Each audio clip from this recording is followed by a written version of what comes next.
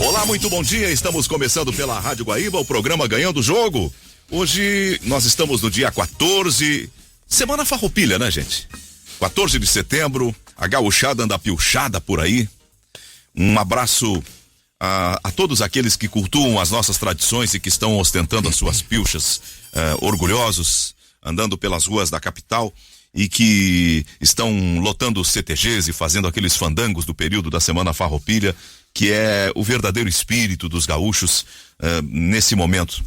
Nós estamos começando nesta quarta-feira, hoje 14 de setembro, como dizia, o Ganhando o Jogo, programa do qual participam aqui os debatedores Cristiano Oliveira, Cristiano Silva, Gutierrez Sanches e Rafael Pfeiffer conosco. Ontem recebemos o candidato Alberto Guerra à presidência do Grêmio e hoje estamos recebendo Odorico Roman, outro dos candidatos. E nós vamos entrevistá-lo em seguida. Apenas vou fazer um pequeno registro na largada, que é em nome da Panambra. A Panambra está dizendo: vem pra Panambra aproveitar o maior festival de Amarok do Rio Grande do Sul. Amarok V6, olha só, Amarok V6, com descontos de até R$25 mil. Imagina só, você que ama picapes, no comando desta fera, são 258 cavalos de potência. Estoque à pronta entrega. Acesse panambra.com.br. Bom, ontem o nosso coordenador, o Cristiano Oliveira, ele fez a apresentação, a introdução na entrevista do candidato Alberto Guerra. Eu sou um conservador, então vamos repetir a fórmula de ontem. Vamos repetir até as mesmas palavras, né? Pode ser. Então, saudando o Odorico Roman, que está com a gente hoje, candidato à presidência do Grêmio. Antes de mais nada, agradecer o aceite do nosso convite para estar aqui no estúdio e conversar com a gente durante essa primeira hora do Ganhando o Jogo. E pedir para o candidato que se apresente aquele torcedor que porventura ainda não o conheça, né? Embora tenha participado de campanhas e conquistas recentes do Grêmio. Bem-vindo ao estúdio da Rádio Guaíba, candidato Odorico Roman. Bom dia, Cristiano, obrigado pela saudação. É um prazer para mim participar de um programa na Rádio Guaíba. Eu me lembro que na minha infância lá em Iraí, eu acompanhava o Grêmio pela Rádio Guaíba, o velho rádio de válvulas, na época, era a única conexão que tínhamos com o jornal, o Correio do Povo, ainda era naquele formato grande. Standard. Não era o tabloide, e a Rádio Guaíba. Então, uma saudação aos ouvintes também, os gremistas que estão nos ouvindo. Estamos aí nessa caminhada para concorrer a presidente do Grêmio. Temos algumas etapas antes. São 4 eleições, 2 que o sócio participa e 2 que são eleições internas do Conselho Deliberativo. E a nossa proposta foi uma proposta construída conjuntamente. Tinha um núcleo central de ideias que eu sempre defendi. E os movimentos vieram conversar comigo. A gente chegou a uma composição de forças para participar. São 5 movimentos que nos apoiam. E estamos aí. Como eu disse aqui antes de ir ao ar, eu não participo de nenhum movimento político, mas a política no Grêmio é feita assim. Não integra movimento, mas representa 5. Eu não integro nenhum movimento político há 3 anos. Quando houve o episódio do Chapão, aquilo foi uma coisa com a qual eu não concordei, e eu resolvi me afastar e deixar de participar de movimento político, porque eu entendo que o que foi feito lá não foi bom, não foi benéfico para o clube, e na época eu avaliei e achei que era melhor me afastar da política do Grêmio, da participação em movimentos. Mas estamos aí agora. Fui procurado no início do ano por algumas pessoas, conselheiros, sócios, muitos torcedores na rua me faziam apelos quando eu vou ao supermercado, estou caminhando na rua, e resolvemos então encarar esse desafio, essa caminhada, buscando levar esse projeto, esse plano de gestão, que entendemos é um plano de gestão muito, muito consistente e que vai fazer uma mudança significativa na gestão do Grêmio. Quando o senhor fala da questão do Chapão, foi naquele período quando o senhor saiu do departamento de futebol do Grêmio da gestão do presidente Romildo, não? Não, eu saí em janeiro de 18. Uhum. Eu estive no futebol do Grêmio de setembro de 16 a janeiro de 18, 16 meses. E ali eu saí de movimento político em 2019. Certo. O senhor é oriundo do movimento Grêmio Novo, né? O seu Sim. início na política do Grêmio foi no movimento Grêmio Novo. Isso. Eu comecei na política do Grêmio em 2010, fui eleito pela primeira vez conselheiro. Então eu tenho 12 anos de vida política no Grêmio. E me parece que aí existe uma contradição do que eu tenho ouvido, que a Novidade tem 27 anos de política de Grêmio e eu, que não sou a Novidade, tenho só 12 anos. Então, em 2010 me elegi pela primeira vez conselheiro, depois fui convidado pelo presidente Fábio Koff para compor o conselho de administração dele, ganhamos a eleição e ali eu me tornei dirigente do Grêmio.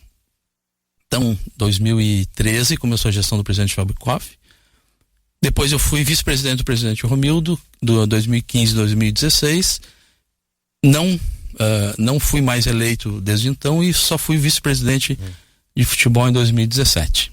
Candidato Odorico Roman, eu vou basicamente tentar fazer as mesmas perguntas que fiz para o candidato Alberto Guerra para o senhor, até por uma questão de equilíbrio. Não sei se vou conseguir com as mesmas palavras, mas vai ser da mesma linha. A Série B, ela é composta por 20 times ruins. E o Grêmio é um time ruim, um elenco ruim, que é quase suficiente para subir. Eu não vou dizer que é suficiente porque ainda não garantiu matematicamente, mas vai subir. 2023, se o senhor é eleito presidente, quantos jogadores o senhor vai manter deste grupo ruim atual do Grêmio para 2023? Cristiano, o Grêmio tem 64 jogadores sob contrato. 64 jogadores profissionais com mais de 20 anos sob contrato. Eu penso que um dos primeiros trabalhos que precisa ser feito é enxugar, porque não há nenhuma necessidade de ter 64 jogadores no plantel, sendo que desses 64, 18 estão emprestados, com o Grêmio pagando parte dos salários, isso consome recursos.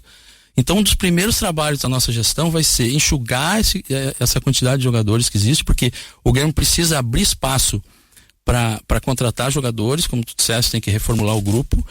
E o que é consumido de recursos hoje com jogadores emprestados, que o Grêmio paga a parte do salário, e com jogadores que, por exemplo, estão na transição, 27 jogadores na transição, que não disputam nenhum campeonato que seja oficial. Existem alguns torneios, alguns campeonatos criados, mas a transição é uma categoria que no calendário brasileiro não existe.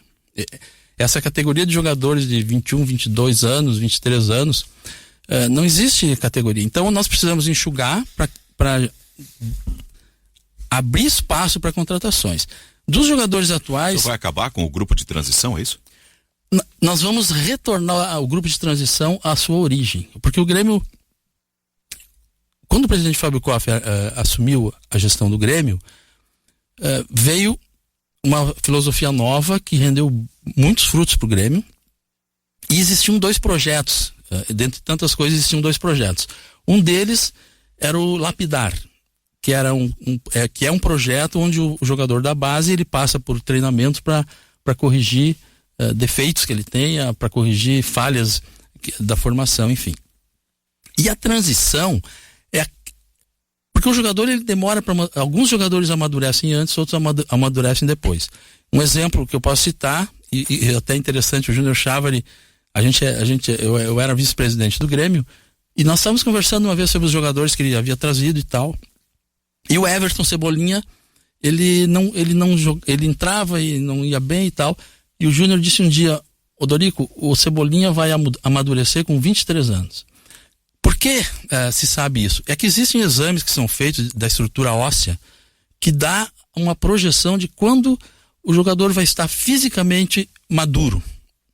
E a partir daí se pode projetar. E por isso tem jogadores que amadurecem antes e jogadores que amadurecem depois. E a transição foi criada para os jogadores que ainda não são considerados prontos para ser profissionais por uma questão de amadurecimento psicológico ou físico, ou ainda tem alguma questão para corrigir para poder enfrentar uma torcida. E eram para ser poucos jogadores, 5, 6, 7 jogadores que ficariam ali para ver se finalmente eles conseguiriam desabrochar, vamos dizer assim, e a partir daí passar a ser profissional. Só que esse grupo de transição ele começou a inchar e hoje ele tem 27 jogadores, tem diretor, tem diretores, tem uma estrutura similar ao time feminino. Por que o Grêmio precisa ter isso? Isso é uma fonte de despesa, uma fonte de despesa, não, um sumidouro de receitas que não precisa existir. Nós vamos reduzir sim a transição. Mas surgiu uma dúvida, desculpa, Zé. São 18 jogadores que são emprestados, que o Grêmio paga parte do salário, são jogadores que têm contrato com o Grêmio. Mais o grupo de transição, 27 jogadores. Se for acabar com o grupo de transição e rescindir com 18 jogadores que estão emprestados e que têm contrato com o Grêmio, a gente sabe que a situação financeira do Grêmio já foi superavitária, hoje não está boa. Como é que faz para pagar isso aí? Porque já inicia gastando ao invés de contratar. Deixa eu até completar, por favor. Isso está colocado também nesses jogadores, casos que já saíram, mas que o Grêmio ainda paga, tipo o Alisson, tipo o Everton, Vanderlei. Isso estão nesses jogadores que, no caso, está nessa lista que o senhor coloca, que hoje estão na folha, mas que não pertencem ao Grêmio, já rescindiram o contrato, alguma coisa ou não? Não, os que rescindiram não tem mais contrato mas com o Grêmio, mas paga. O Grêmio tem um passivo com Entendi. eles, que tem que resgatar. Tá. Retomando aqui a questão que o Cristiano... Só me rememora, Cristiano. São 18 jogadores que o Grêmio são emprestados, têm contrato com o Grêmio, certo? Que o Grêmio paga a parte do salário. Sim, só que tem o seguinte... Para rescindir, de onde vai tirar dinheiro? Então, alguns, e os 27... Alguns podem retornar. Muitos jogadores terminam o contrato em dezembro, alguns terminam em janeiro, alguns em fevereiro, e tem alguns que é lá em julho, e tem outros que são são contratos mais longos. Então já agora, eu não tenho esse número de cabeça, mas se eu não me engano são 12 jogadores que terminam o contrato em dezembro, e depois eu posso te passar o número correto. Isso aí já vai dar um alívio na folha.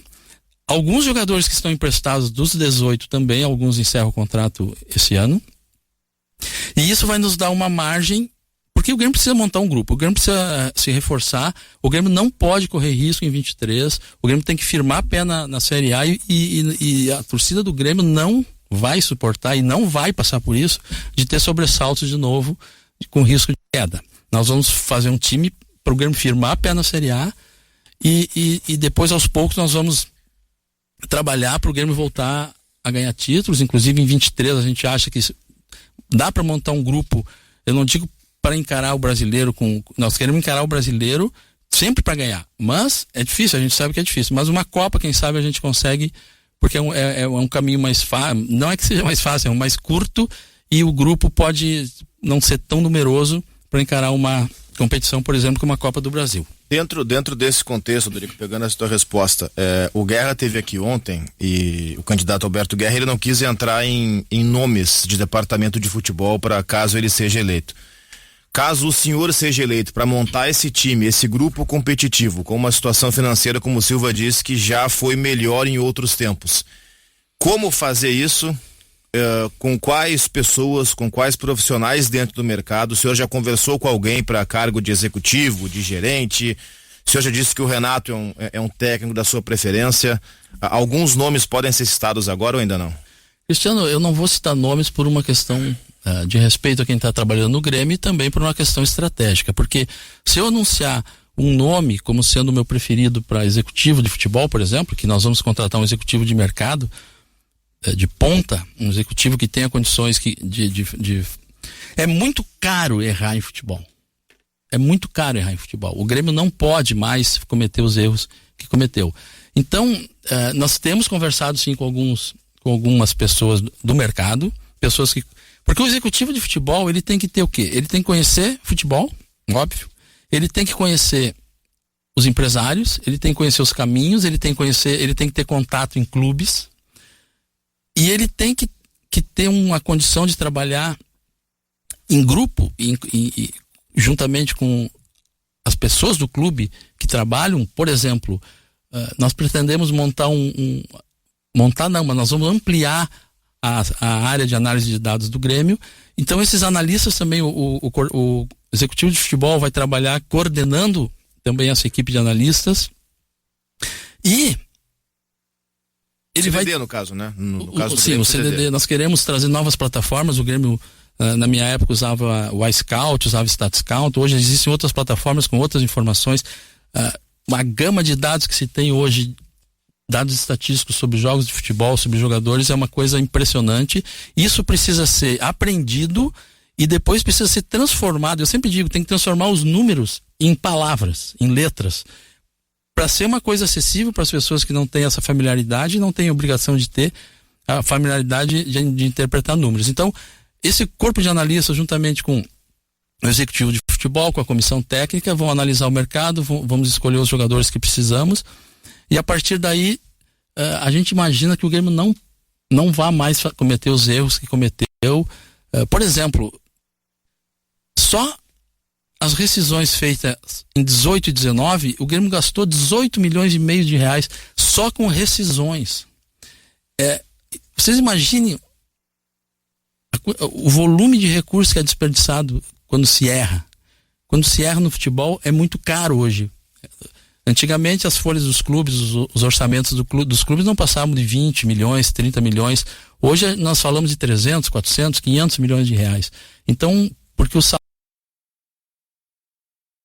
salários, o custo do futebol é muito alto e um erro é caro. Mas o Renato, por exemplo, tá, que é o técnico que o senhor declarou em outros momentos que é da sua preferência para a próxima temporada.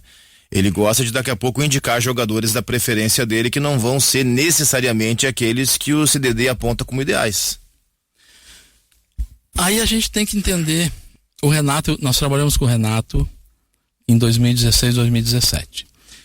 Em 2016 nós assumimos, o Dr. Price era o vice-presidente, o Saul Berchevs, que era diretor junto comigo, também diretor de futebol, e nós assumimos um clube sem condições de mexer no grupo de jogadores. Já estava formado, as janelas fechadas. E o que foi feito ali, e aí é interessante a gente conversar sobre isso, porque tem muita informação que não chega, e essa é uma oportunidade de passar. Um trabalho deliberado, uma decisão deliberada dos 3 dirigentes que estavam no futebol, foi de que nós iríamos fornecer suporte para o Renato e para a comissão técnica, e o Renato iria ser a pessoa que ia dar o enfoque que ele sabe dar nos jogadores, de um grupo desacreditado. Vocês lembram, quando o Grêmio retornou de Rosário, os jogadores foram recebidos com pipocas, aquela coisa, aquele protesto não violento, mas muito forte da torcida contra o time, contra o grupo de jogadores. Nós conversamos com o Renato, que aliás é uma pessoa internamente que respeita a hierarquia, uma pessoa afável internamente. Claro que quando se enfrenta um microfone, às vezes a pessoa tem que colocar uma barreira, uma defesa, porque futebol é uma coisa bastante desgastante. Quando se ganha é ótimo, quando se perde é muito desgastante. Eu tive umas 2 oportunidades, 2 episódios quando eu estava no futebol que realmente me ensinaram que como é duro perder. Um deles foi quando a gente perdeu a semifinal do Gauchão pro Novo Hamburgo, ali momento de tristeza da torcida.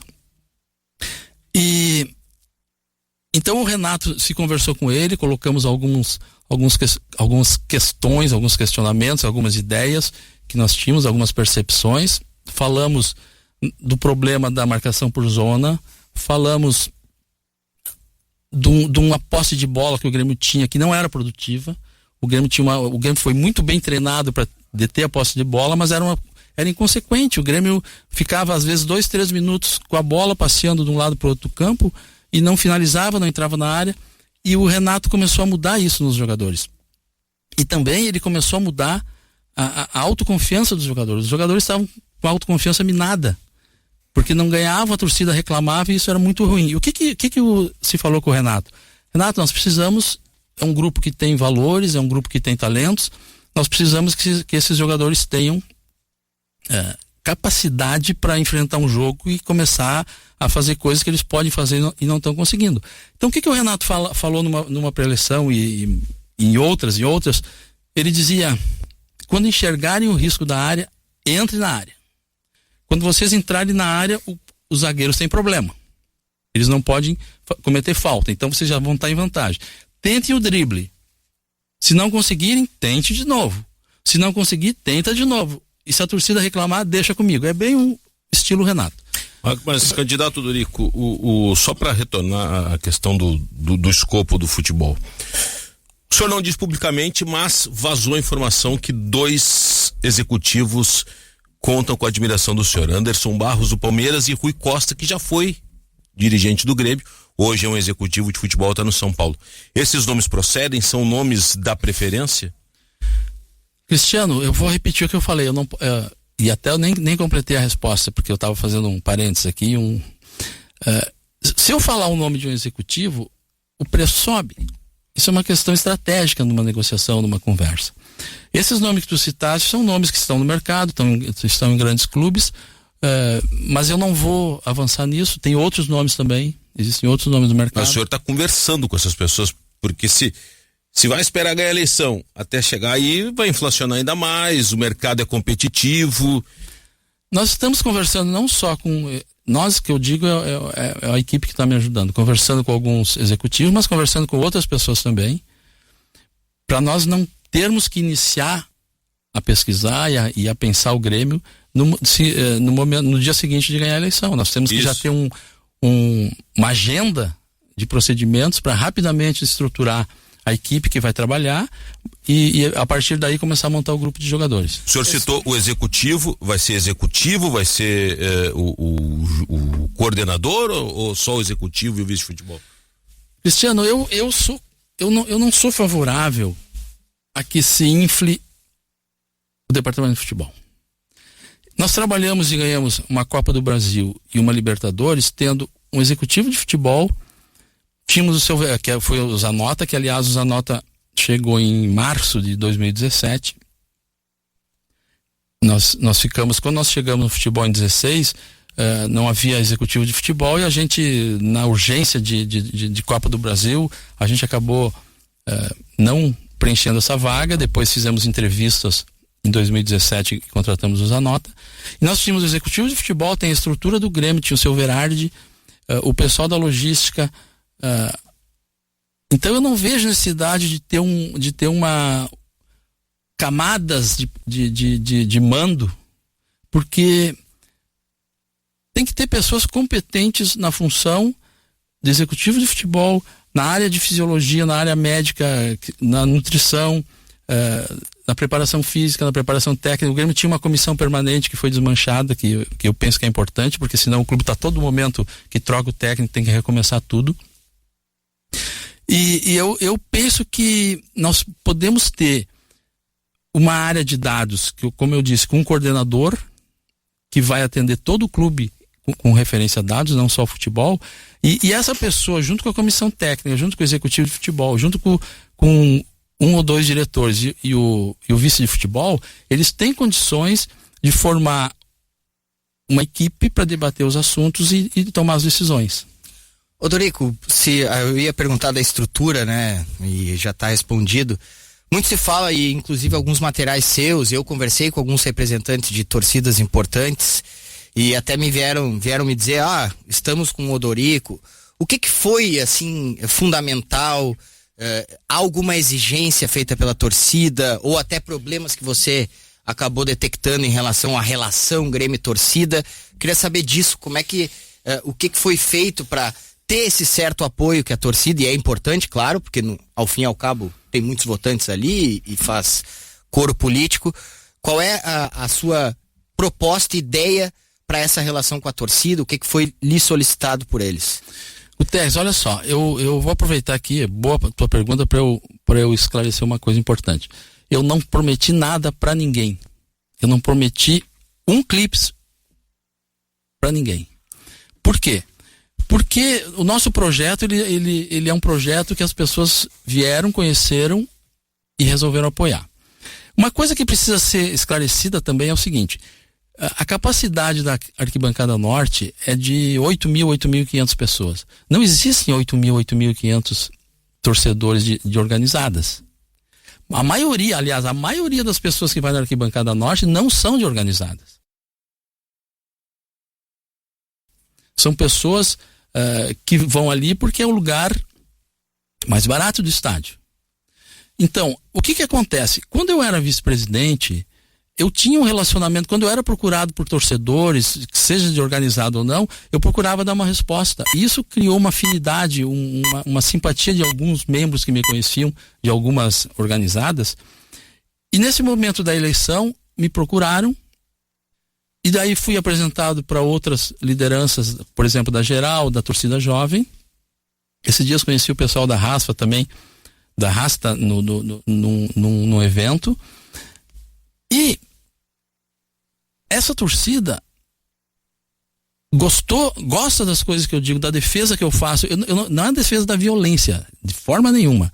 A pessoa que gera violência, a pessoa que invade o estádio, invade o gramado, que invade o campo, que prejudica o Grêmio, essa pessoa tem que ser punida. É possível ser enérgico com eles caso eles cometam erros?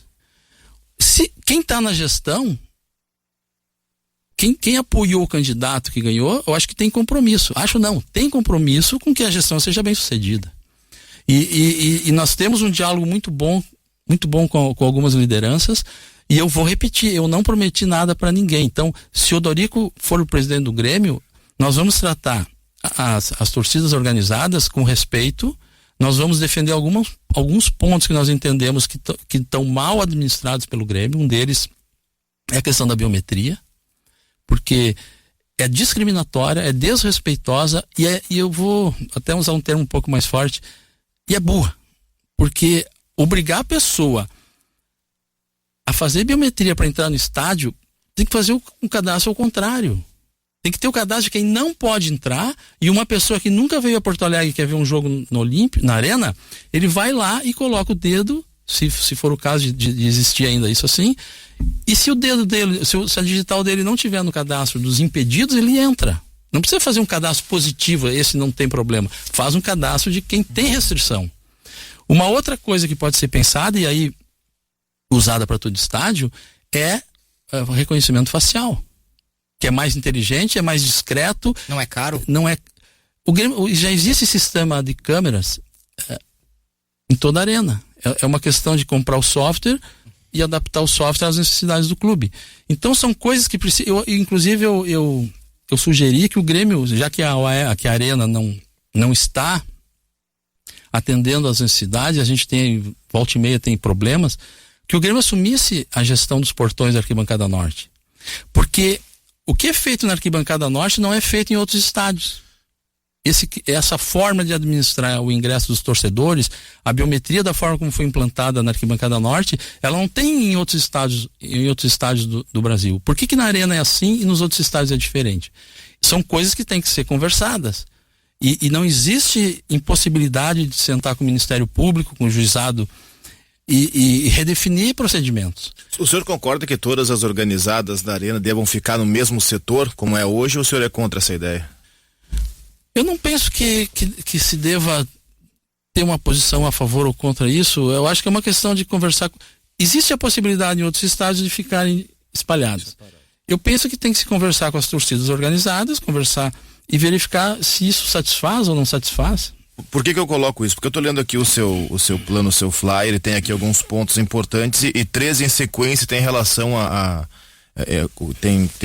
envolvem relacionamento com a torcida. Atenção à demanda de torcedores do Grêmio, promovendo a reaproximação do clube com a torcida, revisar os procedimentos biométricos, que é o que o senhor estava comentando, e propiciar que a experiência de torcedores nos jogos da Arena seja em ambiente de segurança e respeito. Colocar esses 3 pontos e repetindo uma pergunta que eu fiz ao candidato Guerra ontem. O senhor acha vantajoso para o Grêmio comprar, seguir em negociação para ter a gestão da Arena, ou isso não vale a pena? Cristiano, isso é uma pergunta que merece uma resposta bem completa, e eu vou tentar resumir. Quando foi contratado Grêmio OAS, a construção da Arena, o acordo previa que o Grêmio entregaria o Olímpico desonerado para a OAS e a OAS entregaria a Arena desonerada para o Grêmio. Quando o presidente Koff assumiu, o que aconteceu? No momento da chamada troca de chaves, se verificou que a OAS havia feito um empréstimo no BNDES, através de 3 agentes, Banco do Brasil, Banrisul e Santander, e tinha dado a Arena em garantia. Porque como é que era o negócio? O terreno e o imóvel estariam registrados em nome do Grêmio. Aí, o direito de exploração seria da OAS através da Arena Porto Alegrense. O que aconteceria se o Grêmio trocasse a chave nessa situação? O Grêmio ia entregar o imóvel dele, que é o Olímpico, um imóvel valioso, e não ia poder registrar a Arena em seu nome. Ou seja, o Grêmio ia ficar sem patrimônio nenhum. Ia entregar o Olímpico e não ia receber a contrapartida do imóvel da Arena. O presidente Koff reuniu o conselho de administração, do qual eu participava, e decidimos não fazer a troca de chaves, não entregar o Olímpico para a OAS. É por isso que a situação do Olímpico é essa que está hoje, gerando inclusive esse debate aí sobre a proposta da prefeitura. E depois podemos voltar a isso. Só que é o seguinte, essa questão não é um dos pontos a decidir para o Grêmio assumir a gestão da Arena. A Arena tem que ser desonerada dessa alienação fiduciária que incide sobre o imóvel.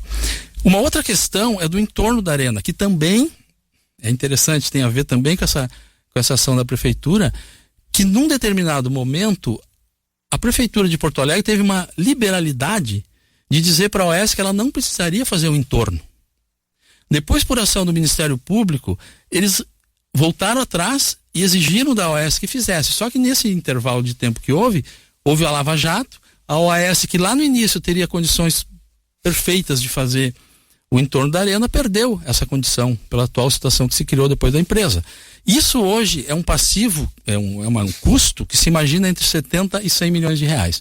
Então o Grêmio adquirir a Arena, tem que primeiro resolver a questão do empréstimo bancário, tem que resolver a questão do entorno, porque o Grêmio não pode assumir esse compromisso que não é dele. Essa é a minha dúvida. O Grêmio herdaria essa exigência? O proprietário do equipamento é responsável, por óbvio, pelas obras do entorno. Bem, afora isso, nós temos mais duas questões que são importantes em se tratando de adquirir a gestão da Arena. A primeira dela é a questão da manutenção, que não está sendo feita de acordo com como deveria. E a cara? Eu tinha uma informação há uns 3 anos atrás de que, 5 anos atrás, de que é em torno de 12 milhões de reais que para fazer para recolocar o equipamento na condição ideal. Afora... Soma de 12 milhões a manutenção mês ou ano? Não. O total que seria gasto para se recuperar algumas infiltrações, algumas coisas que existem lá, pinturas, etc. Limpeza vocês veem que a limpeza do teto também é uma coisa...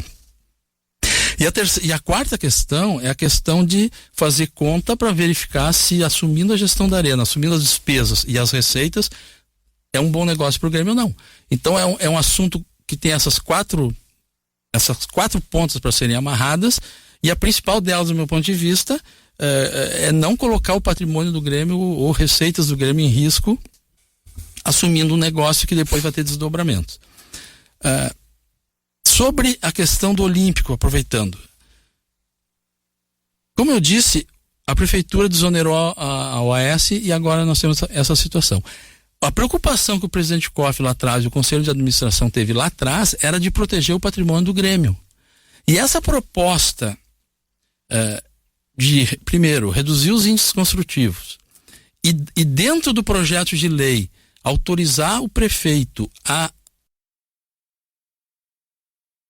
unilateralmente, por decisão pessoal, por decisão executiva, desapropriar a Arena, e isso está no projeto de lei, desapropriar o Olímpico, isso está no projeto,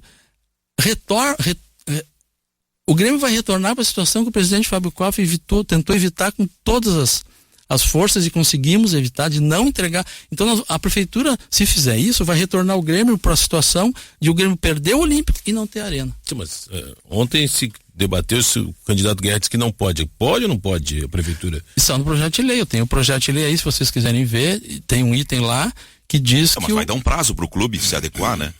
Porque tem interesse público aí.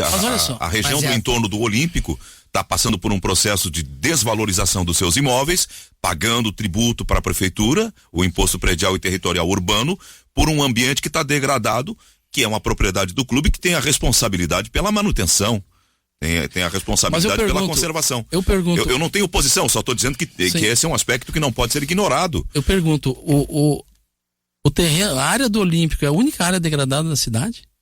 E por que vai desapropriar um imóvel do Grêmio para pagar um compromisso de um terceiro? Entende? Então pode desapropriar qualquer imóvel para compromissos de terceiros. Vou lhe fazer uma pergunta assim, doutor Odorico. O senhor entende que o Olímpico cumpre a função social? Aqueles hectares que estão ali abandonados cumprem a função social? Eu te pergunto, aqueles imóveis todos que existem na Voluntários, na Farrapos, que estão abandonados, cumprem a função social? Muitos não. E por que não são desapropriados? Bom, vai atacando caso a caso. Nós estamos tratando do caso do Grêmio. Eu tô defendendo o patrimônio do Grêmio, Zé. Sim, mas a pergunta é, cumpre função social? Se não cumpre, me parece que o poder público tem o direito de questionar o índice construtivo, que foi benéfico para o clube, para poder fazer a negociação. Zé, eu entendo que seria legítimo a prefeitura buscar uma solução.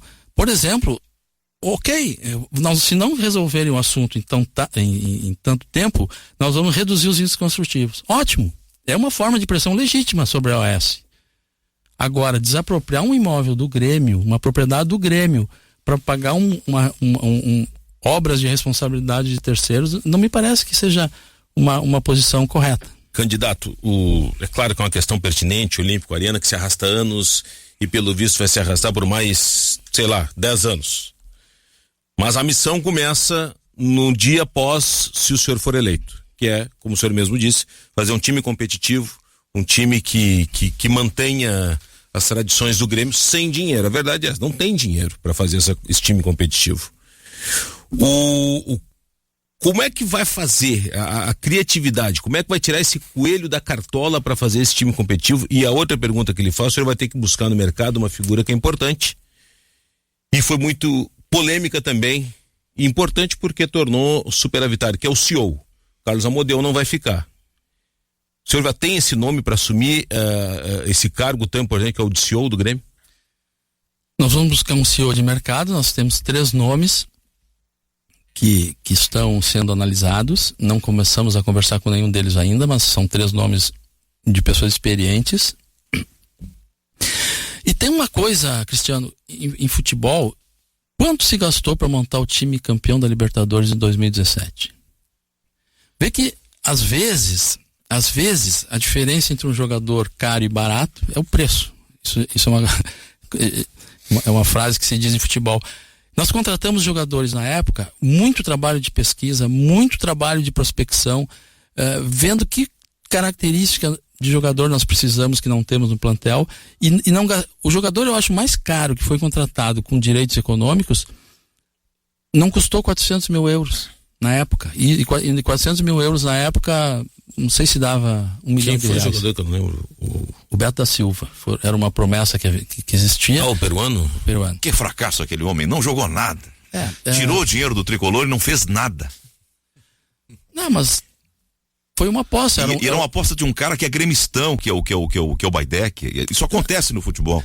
Foi uma aposta feita, mas em compensação, Zé Aldo, nós trouxemos jogadores que ganharam a Libertadores. Sim. Nós não tínhamos dinheiro para gastar naquela época. Mas tinha uma base que revelava jogadores que fez o Grêmio também gerar receita. Sim, só que tem um detalhe importante, Cristiano. Também se diz que o time de 2017 foi montado antes. Em parte, sim. Só que tem um detalhe. Dos 18 jogadores que sentaram no banco e jogaram contra o Lanús na Arena e em Lanús, 10 não estavam na final da Copa do Brasil. Houve uma renovação silenciosa, talvez.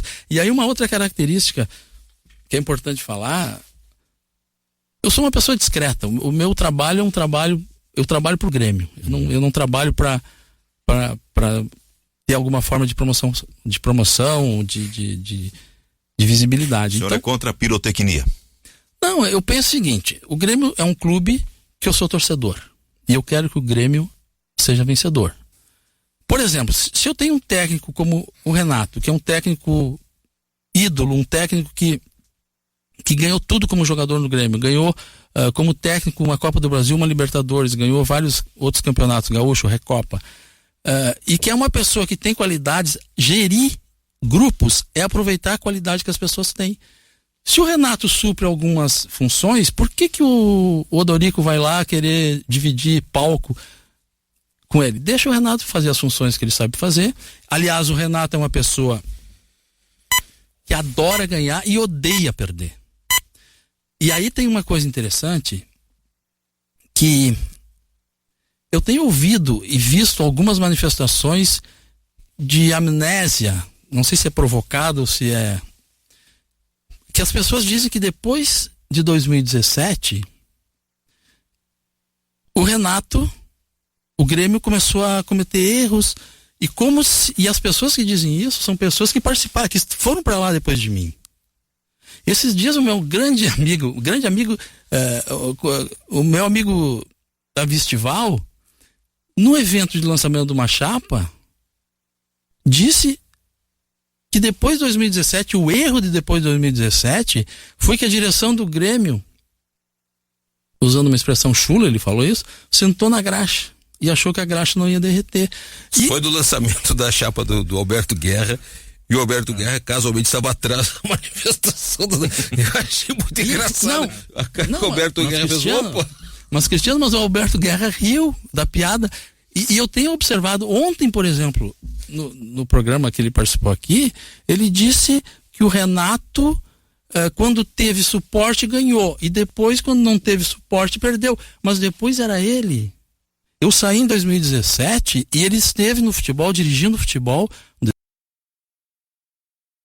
18 e 19. Mas ele fala como se ele não tivesse estado no futebol. Ele apontou uma coisa ontem e chamou a atenção, acho que de todo mundo, que foi raízes familiares e políticas. E se fala muito em profissionalizar. Isso vai ser um impeditivo para o senhor, por exemplo, profissionalmente contratar alguém que não tenha raízes familiares e políticas com o Grêmio? De forma nenhuma, eu já declarei isso. Não vai ter lugar na nossa gestão, mesmo para conselheiro que é amigo, que foi indicado, que porque vai ser bom, porque vai receber um salário, porque isso acaba gerando situações que não são adequadas para o clube. E eu quero retomar a questão do... Só para seu controle, temos mais 5 minutos, tá? Eu sei que o senhor quer gerenciar o tempo a seu favor. O Grêmio em 18 e 19 gastou 600 milhões no futebol. 600 milhões em 18 e 19. O Grêmio vendeu em 18 e 19 300 milhões de reais de jogadores. Isso o Grêmio podia ser hoje, junto com Flamengo e Palmeiras, e o que está chegando, o Atlético Paranaense. O Atlético Paranaense tem, eu não lembro, eu não vi o último balanço dele, mas o último balanço que eu olhei, ele tinha em torno de 150 milhões de reais em caixa. O Grêmio podia ter mais do que isso. O Grêmio vendeu bem, mas contratou muito mal, né? Exatamente.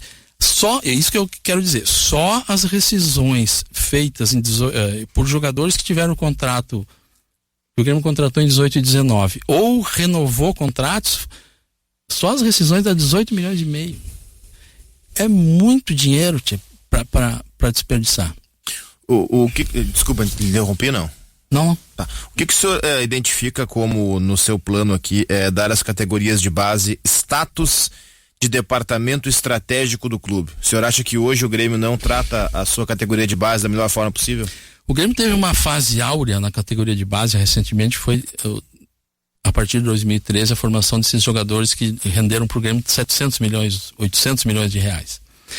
Quando a gente escreve que vai ser status de estratégico, é que nós queremos investir muito na categoria de base do Grêmio. Nós queremos investir em equipamentos, em profissionais. Nós queremos trazer para o Grêmio, e vamos ter condições de fazer isso, porque nós vamos trabalhar muito.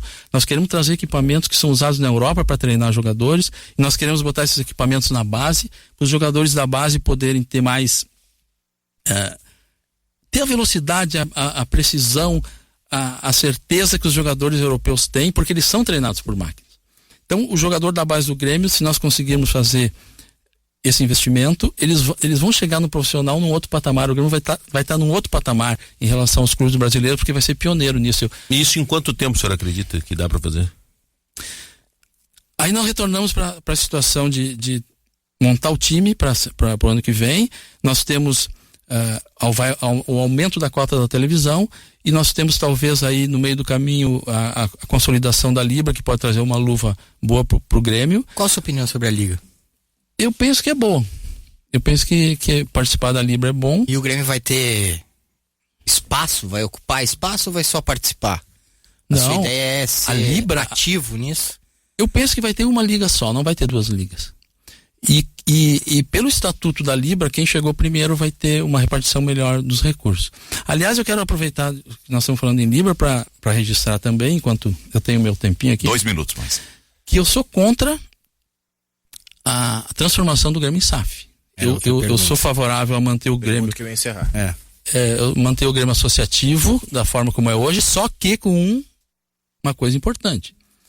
O Grêmio tem que ser administrado como se fosse uma SAF, mantendo o modelo associativo, mas administrado com responsabilidade, com pessoas capacitadas, profissionais de mercado, profissionais. E eu penso até que as principais cabeças do Grêmio, de executivos, elas têm que ser recrutadas por uma empresa que não seja o Grêmio, porque daí tu tira esse viés do amigo que indicou, do conhecido que depois a gente descobre que é cunhado de alguém, é padrinho, não sei. O senhor viu muito isso no Grêmio? Mais do que eu gostaria de ter visto. O que o senhor conserva do trabalho do Romildo e o que o senhor não conservou? O senhor vai fazer tudo novo? Não existe isso de fazer tudo novo. Isso é uma coisa que a gente vê às vezes. Uma pessoa que concorre a presidente do Grêmio, acho que tem que refundar um Grêmio. A nossa proposta é uma proposta de pegar o que já existe de bom, e uma coisa importante que existe no Grêmio que não é usada é o planejamento estratégico, que está pronto para ser implementado, e precisa de alguém que entenda de gestão, que conheça a gestão, que tenha formação em gestão para implementar esse planejamento e puxar o Grêmio nas coisas boas que o Grêmio tem, trazer a torcida para perto. Eu quero a torcida do meu lado, não porque é do meu lado, porque se a torcida está do lado do presidente, a torcida está do lado do time. Mas escuta, o que é trazer a torcida para o meu lado? O Grêmio tem colocado mais de 50 mil pessoas no estádio, a torcida está ao lado do Grêmio.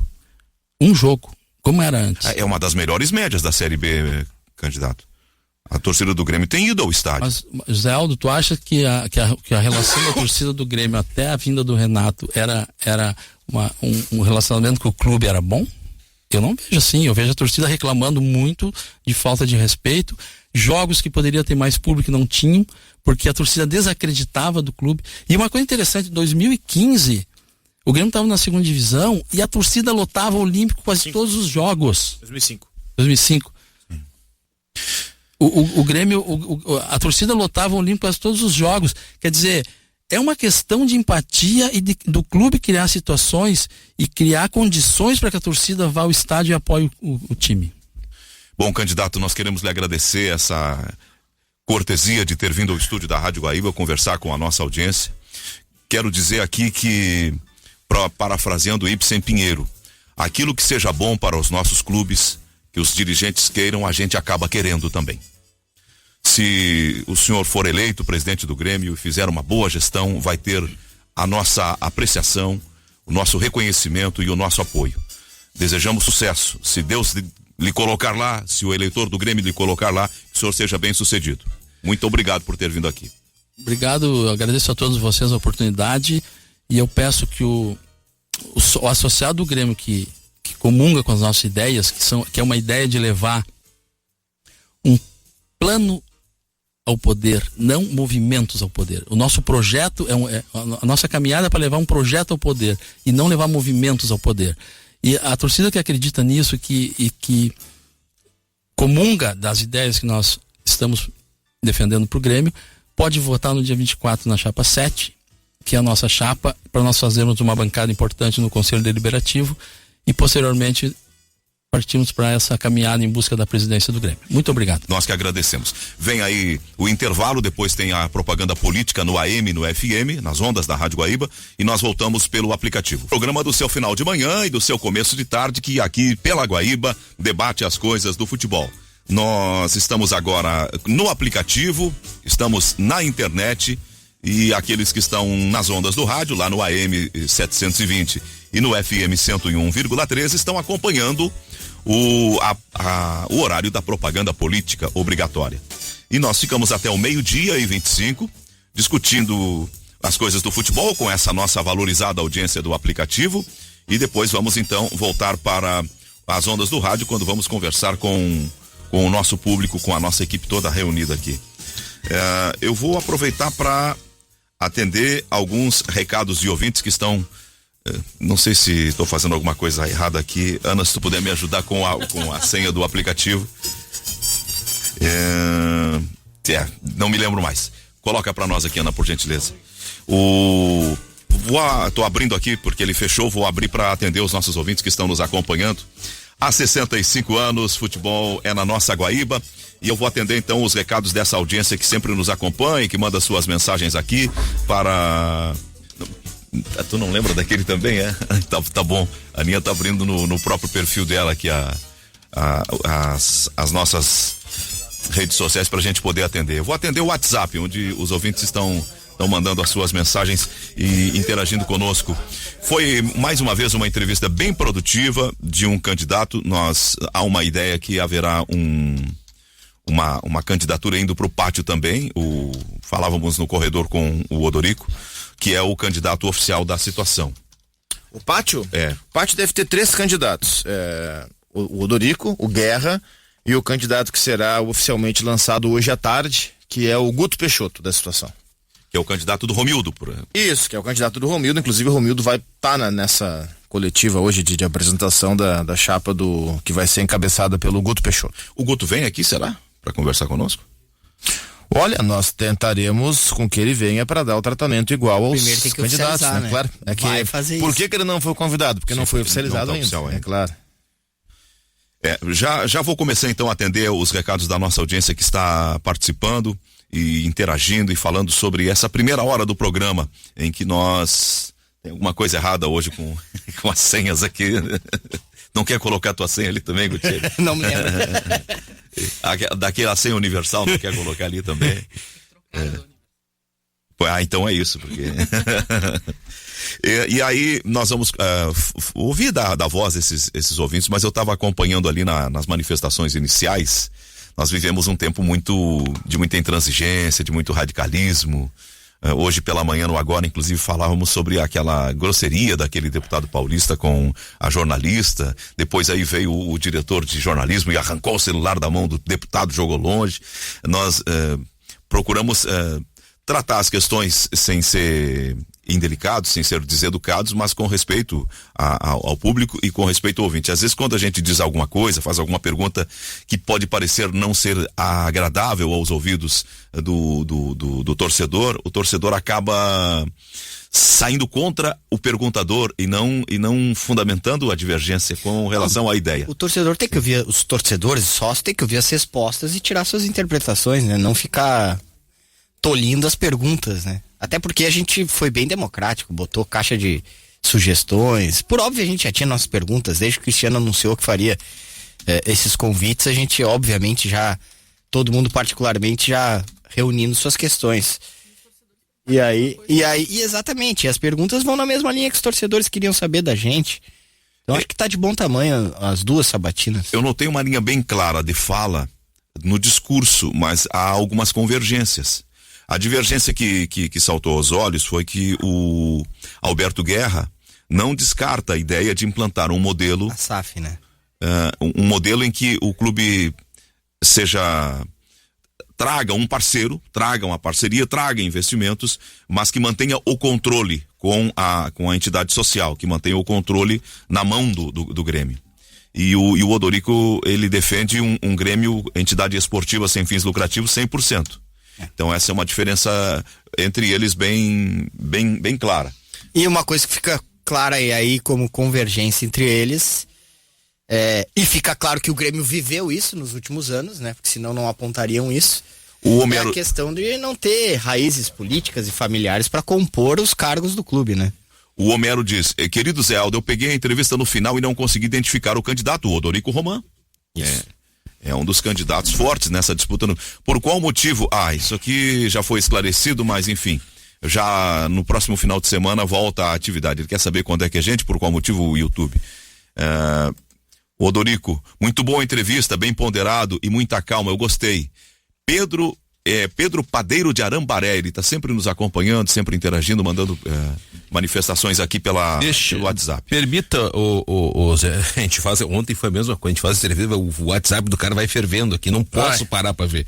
Mas vamos lá. Então não posso fazer todas as perguntas que vocês querem, tá? É só uma hora e tem outras 50 pessoas a perguntar, não dá. Eu agora, ontem escutando o candidato Alberto Guerra e hoje o candidato Dorico Roman, eu gostei da sabatina, tá? Tanto de um quanto de outro. Algumas respostas parecidas, outras nem tanto. Agora, pra mim tá claro uma coisa. Aquele que ganhar a eleição vai pegar um abacaxi com coroa, casca e tudo. Fora a plantação de pepino. Por quê? Tem rescisão de contrato pra fazer. Tem a briga da OAS com a Arena, a Prefeitura e o Olímpico. Tem o dinheiro pra base. Tem não sei o que, pagar a conta e fazer um time. Eu me criei ouvindo que o Grêmio e o próprio Inter não tem dinheiro perto dos outros, a vida inteira, anos 90, essa coisa, mesmo ganhando títulos, sempre teve quase que essa obviedade, assim, por trás. Só que agora, nesses últimos anos, o que mais me chamou a atenção foi a má gestão dos tantos recursos que o Grêmio conseguiu levantar. Isso me parece que é um consenso. Isso é impressionante, como o Grêmio conseguiu gastar mal. E agora é o repuxo disso tudo, né? Agora, justamente por ter gastado mal, não tem mais dinheiro. Não, e vem e agora varrer, faz né? o quê?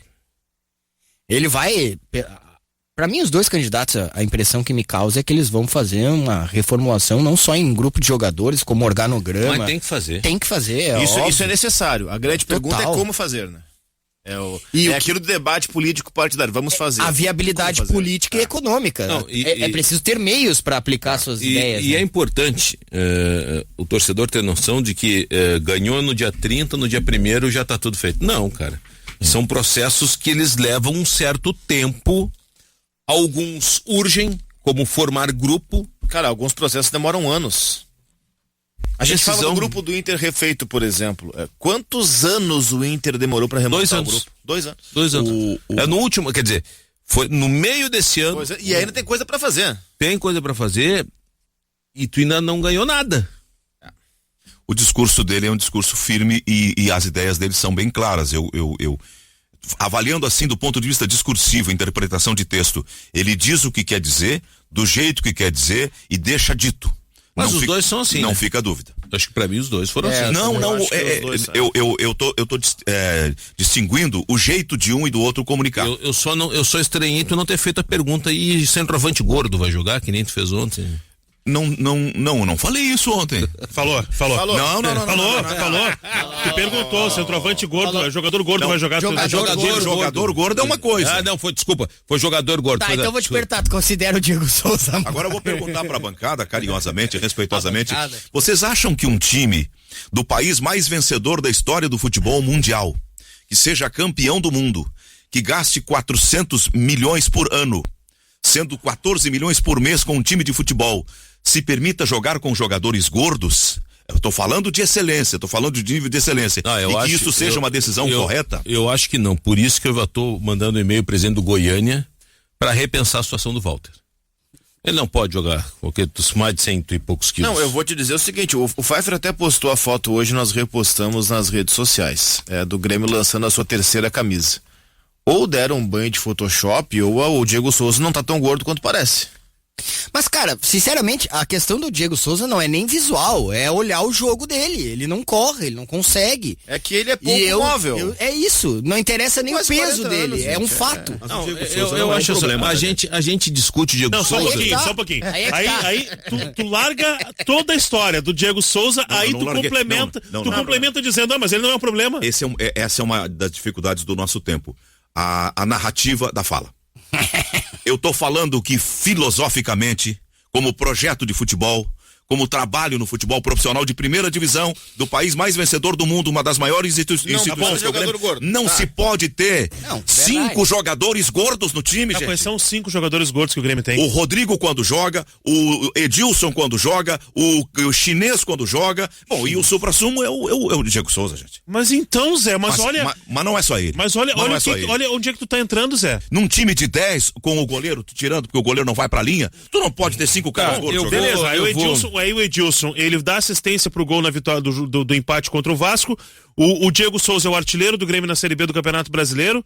E tu quer tirar esses caras? Tira o Diego Souza, tira o Edilson, tira o Rodrigo. Tu vai ganhar, tu vai subir pra Série A com quem? Eu acho que o problema, eu acho que assim, o índice de gordura corporal do Janderson é baixíssimo. O Janderson não é gordo e não me serve. Desculpa, Zé, eu acho que só pra avançar, propor um avanço no debate, eu tenho a tendência a concordar contigo, tá? Não, escuta. Pra 2023. Hoje é isso, velho. Concordo. É isso e tem que se abraçar nisso aí e tu não tem como trocar nada hoje. Merece críticas e tudo mais, mas agora é o que tem. A tortura. Faltam 9 jogos, né?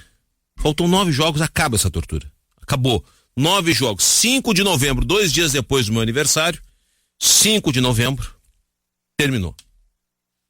Bom, aí, ou o Odorico Roman ou o Alberto Guerra, eles vão ter que sentar, pegar a folha. Vocês acham que o outro não ganha? Eu tenho absoluta certeza. Pegar seus... eu tô falando em otimizar o tempo. Pegar seus pares de gestão. E aí? Bom, técnico já tem, Renato. Executivo, fulano, Beltrano, diretor, tal. E agora? Bom, deste grupo, Kahneman, vamos sentar aqui. Renovamos, não renovamos? Renovamos. Bom, eu já começo o 23 com dupla de zaga, Jeromel e Kahneman. Beleza, pô, bacana. Já tenho 2 goleiros. Aí o Renato diz, não, eu quero um goleiro. Não, Renato, é o que tem agora. O dinheiro tá curto. Ou eu contrato um goleiro experiente e vou pensar num substituto pro Diego Souza que não vai ficar. Certo? Ou eu contrato um camisa 10 ou um goleiro. Os dois não dá. Bom, já tem o Lucas Leiva. Deixa eu só, pra otimizar o tempo também, então, Cristiano. Pelo que a gente escutou dos dois em termos de vestiário, tá? Por que vocês estão dizendo isso? Porque se a gente ficar discutindo o Diego Souza, a gente tá um ano discutindo o Diego Souza. Eu não tô discutindo o Diego Souza. Não, tá bom. A gente discute. Tá bom, Zé. Tu tem um pensamento, a gente tem outro, mas vamos lá. Tu tem razão, só que agora não tem mais o que fazer, Zé. Só que assim, ó, o que a gente ouviu dos dois? Tem estrutura de futebol dos dois, ela é completamente diferente. Sim. O que cada um pretende de futebol é completamente diferente. De estrutura, de organograma, é completamente diferente. Pontua mais sobre isso, porque O que o Guerra disse ontem, qual é a estrutura dele? Ele vai ter um vice de futebol que não vai ser um cargo, não vai ser uma figura de holofote. Vai ser porque o estatuto manda. Inclusive ele disse, olha, é uma figura que nem se encaixa hoje, mas ok. Mas ele vai ter um gerente de futebol. Não, executivo. Eu ia botar o executivo na sequência. Não, executivo. Diretor executivo e um executivo de futebol, um gerente, um coordenador técnico. Isso aí. Que estará trabalhando ao lado do treinador. O que disse o Odorico é que ele não vai inchar a estrutura de vestiário. O que acontece? Qual é a leitura que se faz com relação a isso? Ele vai ter a figura do vice de futebol, porque ele valoriza a figura do vice de futebol. Ele vai ter o executivo e o treinador. Não, mas aí é que tá. Tem uma contradição aí. Tá, e acabaram com o diretor Odorico de futebol? Não. Só alguém. Pois é, não deveria. Veja só. O candidato Odorico disse, não quero inchar. Vai ter o vice de futebol. O estatuto manda. Sim. Vice de futebol. Aliás, eu não sei se o estatuto manda. Manda no Grêmio e manda no Inter. Tá. Estatutariamente. Tanto que o Guerra falou ontem que não tinha, depois voltar. Tá certo. Tá. Um vice de futebol, 1 ou 2 diretores. Dorico disse há pouco, 1 ou 2 diretores. É a estrutura que ele gostou de trabalhar. E o executivo. Isso. Certo? Então, um vice, 2 diretores, executivo, um vice, 2, 3, 4. Guerra, um executivo, um gerente, um coordenador, um vice de futebol, 4. A diferença é que do lado do Guerra serão remunerados e aqui teremos 2 ou 3 políticos. Exato. Na mesma coisa, certo? Mas mais é uma estrutura diferente. Não, independente. São estruturas diferentes. Estruturas diferentes. Mas aí que eu digo, independente de quem ganha a eleição. Eu quero pegar uma frase só. Tem que refazer o grupo. Uma frase do que disse o Odorico aqui. Que ele a todo momento, ele exaltou o que faz o Renato como um manager. A todo momento ele exaltou a figura, ele não usou a expressão manager, quem está usando sou eu, mas ele disse, ele usou aqui, se o Renato tem esse potencial, por que eu, Odorico, se ele disse aqui, por que Odorico vou lá dividir palco com ele? a figura do Renato, e aí eu tô dizendo, agora eu vou... Eu entendi num outro contexto. Eu tô deixando bem claro que a leitura que eu tô fazendo é: a figura é o Renato, e a figura do Renato vai seguir tendo o poder de manager, aquilo que o Luxemburgo queria ter feito lá no início dos anos 2000. Eu entendi um outro contexto. O que ele quis dizer é o seguinte: eu não tenho aspiração política, eu não quero promoção pessoal. Quando for campeão, o Renato vai comemorar com os jogadores, eu não vou me abraçar com ele na frente da torcida. O que eu entendi é mais ou menos o que o Pfeiffer pensou. Achei que ele o Renato será o protagonista. O Renato será o cara do vestiário. Ele falou, eu sou discreto, a expressão anterior que ele disse. Mas enfim. Sim, Zé, sim. Só que dentro dessa descrição, ele exaltou a figura do Renato, e o Renato vai ter poder. A figura do Renato vai ser uma figura de poderosa de novo. Eu não acho errado dar poder pra quem dá resultado. Se ele estiver dando resultado, pode ter poder. Mas só um pouquinho, mas tu foi um crítico, e eu também, eu acho que todos nós, dos superpoderes que o Renato tinha no Grêmio na passagem anterior.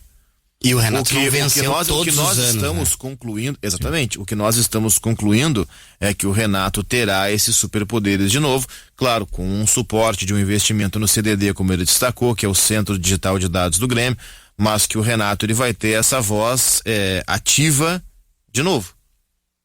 É o que a gente está concluindo. Que a minha crítica era assim, ó, pelo o que saía do Grêmio, o que transparecia do Grêmio.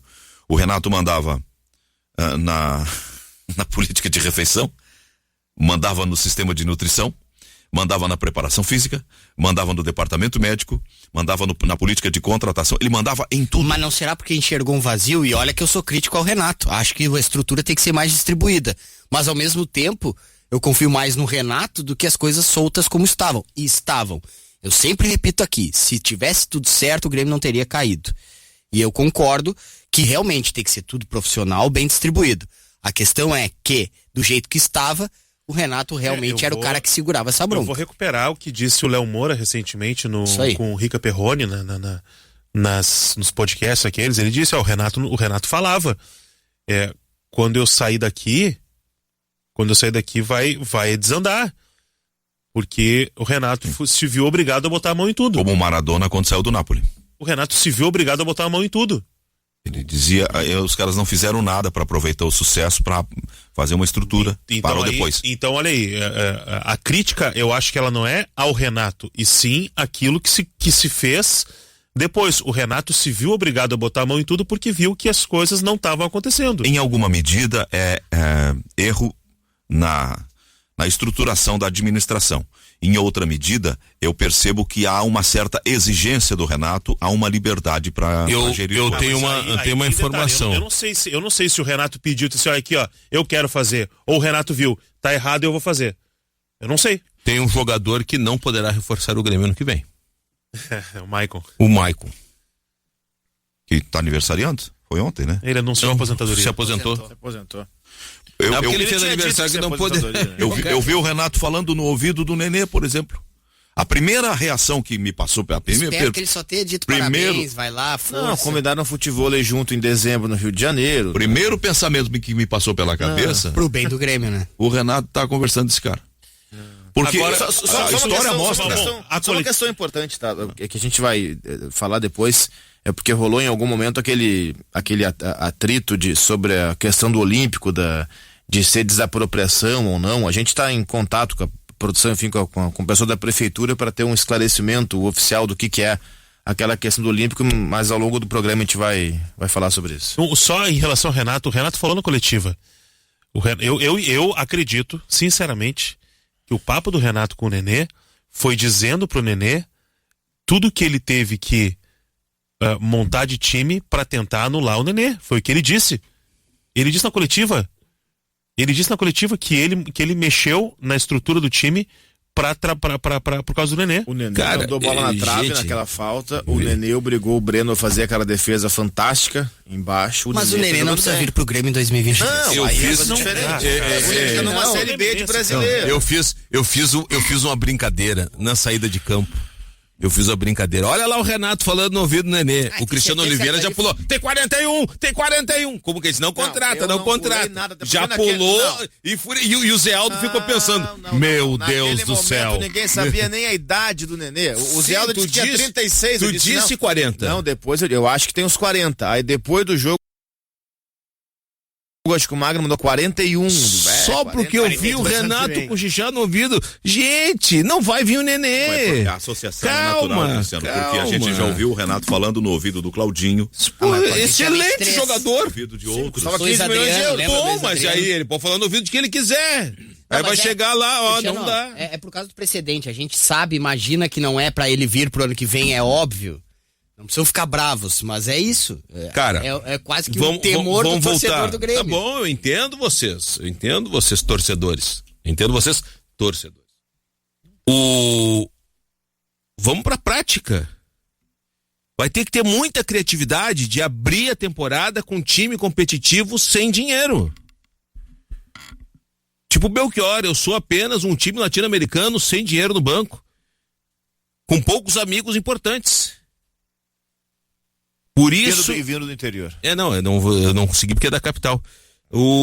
Por isso que, pra mim, é fundamental a figura do executivo de futebol que o Grêmio vai contratar pro ano que vem. Porque este executivo, ele vai ter que ter bom relacionamento com clubes, com empresários. O torcedor não tem que falar com o empresário. Sim, tem que falar. Você pode não gostar, mas tem que falar com o empresário. Um vendedor, um representante comercial não tem que saber os donos das empresas, é óbvio, isso aí é o mínimo. Esse executivo, que vai ser o executivo para 2023 no Grêmio, esse cara vai ser peça fundamental para ajudar o Renato e para barrar também as ideias do Renato. Sabe? Daqui a pouco vai vir o Renato, traz que eu recupero. Não, Renato, esse aqui não dá para tu recuperar, eu vou te trazer outro. É isso que o Grêmio tem que fazer. Torcedor, o Grêmio não vai ganhar o Campeonato Brasileiro ano que vem. Pode beliscar a Copa do Brasil, é muito difícil tu voltar de uma segunda divisão, ir pra primeira sem dinheiro e querer ganhar títulos fortes e pesados. Olha, eu diria que é praticamente impossível. E outra coisa que me passou, eu posso estar errado na minha avaliação, a impressão é que o candidato Odorico Roman às vezes mistura um pouco a avaliação que ele tem das organizadas com o todo da torcida do Grêmio. Ele fala que tem que reaproximar a torcida, e eu até cheguei a indagar para ele, não me parece que a torcida está distante, a torcida, o torcedor comum. Não, mas no meio da Série B tava um pouco, Zé. Eu achei, nessa parte eu até concordo, eu acho que a comunicação do Grêmio com o seu torcedor é muito ruim, e eu venho batendo nessa tecla há muito tempo. Eu acho a comunicação realmente muito, muito falha. E foi muito curioso, porque no dia que nós falamos sobre isso, como é o nome o que entrou para falar com a gente? Não foi o próprio CEO que entrou, não? Foi o CEO, não foi? Foi o Modelo. Foi o Modelo que entrou para rebater o que a gente dizia, e no fim das contas ele concordou com tudo que dissemos. Lembra? O ganho do jogo foi lá embaixo no Cristal. Aí ele disse, não, vocês têm razão, inclusive nós estamos agora, enfim, ele concordou com essa que ali tem um problema. Naqueles dias estava muito, muito latente a reclamação da torcida com as intermináveis filas, com a gestão da rampa, com os acessos. Voltou? Tá tocando a trilha? Então, gente, estamos de volta também no rádio, também no 720 do AM, no 101,3 do FM. Pela Guaíba, o debate do Ganhão do Jogo. Nós estamos falando ainda, repercutindo a entrevista que nos foi concedida pelo Odorico Roman, que é candidato à presidência. E havia uma insatisfação bem expressiva da torcida com o jeito ruim como estava sendo tratada para ir ao estádio. E tinha reclamação em todos os lugares, em todas as rádios, e nós temos, olha, tem coisa errada aí, o tratamento não é bom. Mas parece que é um problema da relação do Grêmio com a Meta. E isso acaba se refletindo num mau trabalho de atendimento ao público, ao torcedor.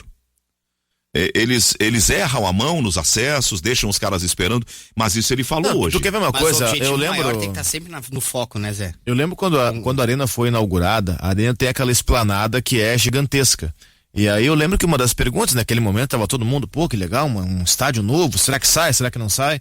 Pra que uma esplanada tão grande? E aí uma das respostas era, não, para não precisar, por exemplo, aquele monte de gradi que tem monte de gradis como tem no Olímpico.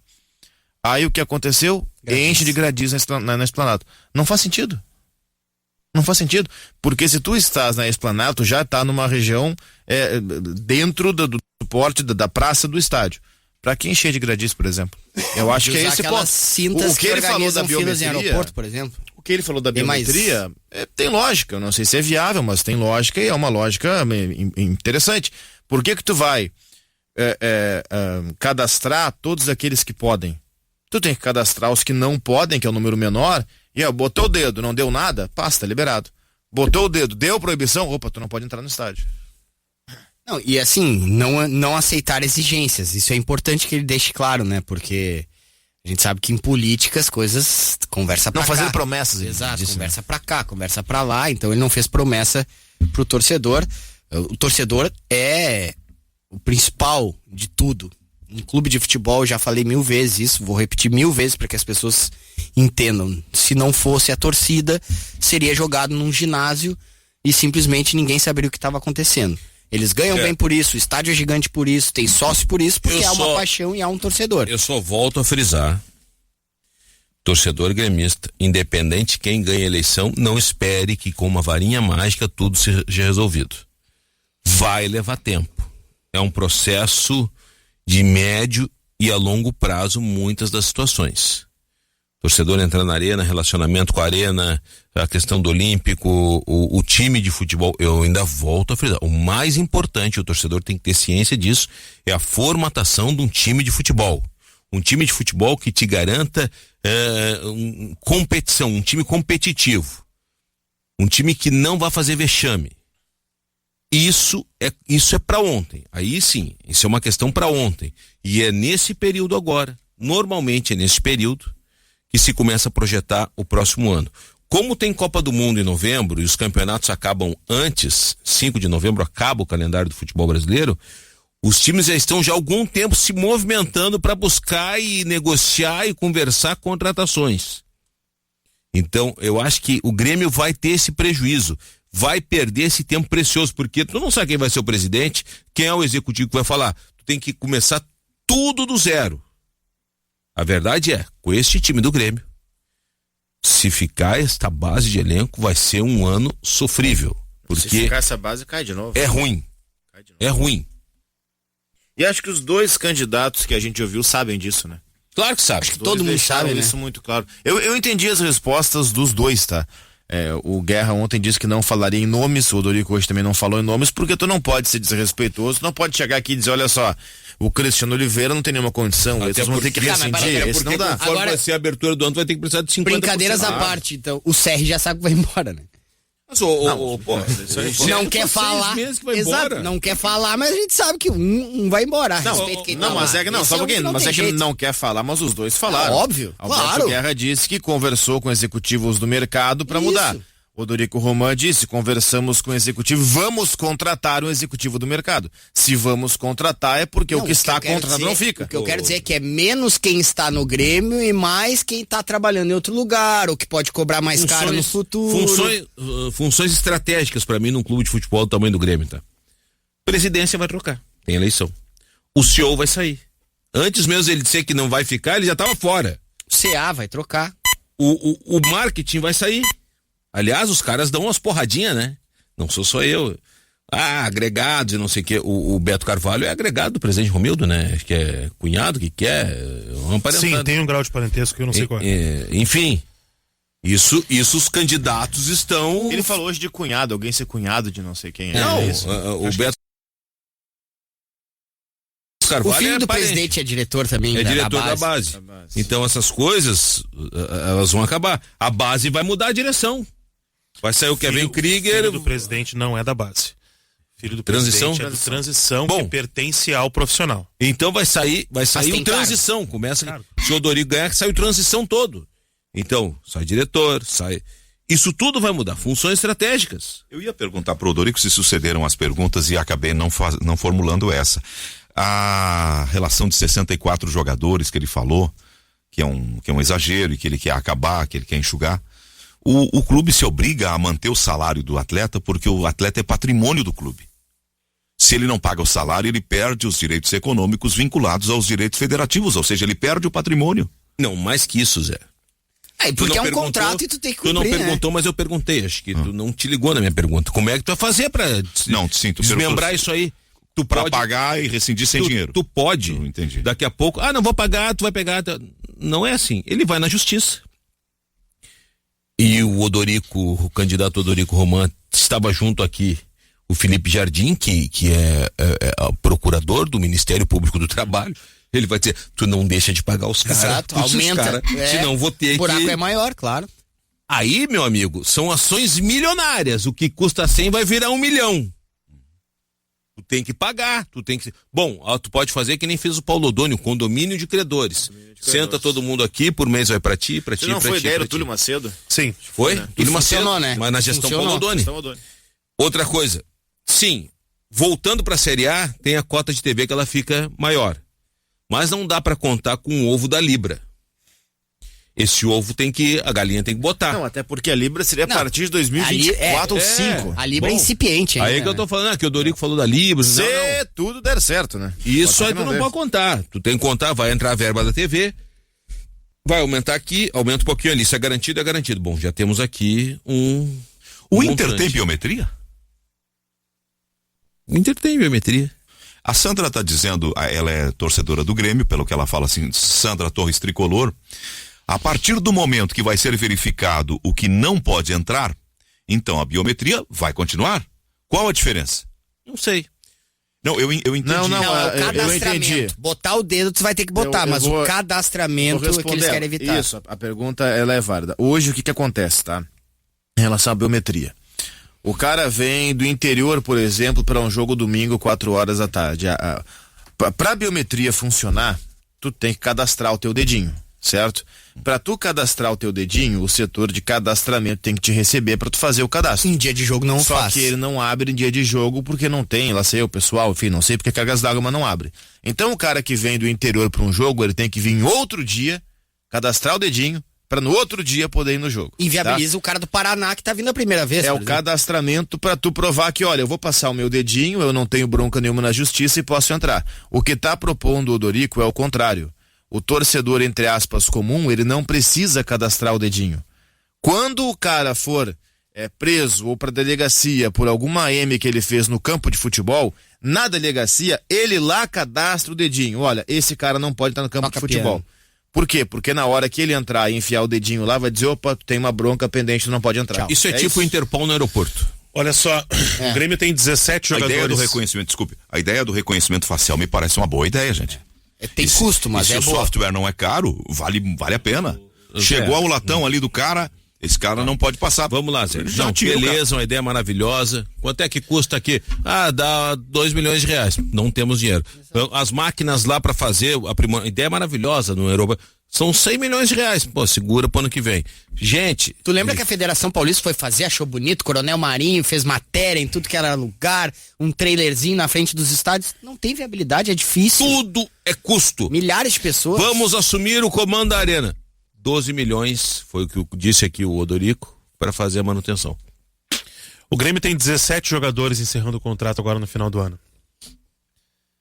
Vocês vão entender o tamanho da Naifa? Matheus Sarará, Felipe Albuquerque, Michel, que rescindiu, na verdade, mas é aquela rescisão Tem um Que passivo. recebe até o final do ano. Biel, Ricardinho, Elias, Emerson, Guilherme Azevedo, Janderson, Rodrigo Ferreira, Nicolas, Orejuela, Benítez, Kahneman, Elkson, Edilson, Diego Souza, Erickson, Rodrigues, que ainda tem contrato, e o Bruno Alves é o próximo que vence em junho do ano que vem. O Só Elias fico foi com- renovado nesse empréstimo que ele foi para os Estados Unidos agora? Mas termina. Porque o empréstimo tem opção de compra. Tem preferência de compra, aliás. Mas o contrato dele termina no final do ano. Não, dessa lista eu só fico os que com o terminam, Kahneman e o Bruno Alves. Tirando os que tu quer ficar, Deu? tchau. Kahneman e Bruno Alves. E olha lá, né, Cristiano? Também se Tá com pedir quem mais? 3 milhões de reais por mês, não tem condições, tchau. Bom, o que eu ficaria? Kahneman e Bruno Alves. Esses aí são os que não tem custo pra tu. Não, esses aí acabou. Certo? Esse não Bom, tem aí custo tu pra demitir. aí tu tem mais 18 caras emprestados que tu paga parte do salário. Como disse o Dorico, sei lá, 10 tu vai parar de pagar agora, que não são nem do Grêmio, mas o Grêmio pelo empréstimo tem que pagar até não sei o quê. E mais 27 da transição. Tem mais uma bucha que entra ano que vem aí, tá? Isso pra qualquer candidato. Douglas Costa. Exatamente. Douglas Costa, a partir de janeiro, entra. E mais 27 da transição. E deve ter contrato em vigor, muita gente, e não é contrato curto. Tem que sentar e rescindir. Isso não é um pouco um padrão dos clubes? O quê? De ter uma leva grande de contratos O Inter findando não tem no... transição de 23 anos.